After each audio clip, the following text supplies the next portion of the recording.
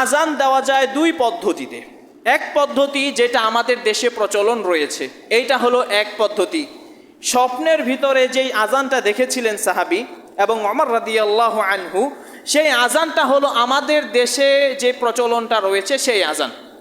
আরও একটা আজান হলো যারা মালিকি মাযহাবের অনুসারী তারা সেই আজানটা দিয়ে থাকেন। সেই আজানটা আল্লাহ রাসূল সাল্লাল্লাহু আলাইহি ওয়াসাল্লাম এক সাহাবীকে শিখিয়ে দিয়েছেন। ওই আজানটার মধ্যে আর আমাদের আজানের মধ্যে পার্থক্য হলো এতটুকু যে তারা আশহাদু আল্লা ইলাহা ইল্লাল্লাহ বলে 4 বার এবং আশহাদু আন্না মুহাম্মাদুর রাসূলুল্লাহ এটা বলে 4 বার। এই আশহাদু আল্লা ইলাহা ইল্লাল্লাহ বলে 4 বার এবং আশহাদু আন্না মুহাম্মাদুর রাসূলুল্লাহ এটা বলে 4 বার। এই হাদিসটিও সহিহ। এই হাদিসটি হলো আবু দাউদের 500 এবং তিরমিজির 192 এবং ইবনে মাজার 709 নম্বর হাদিস।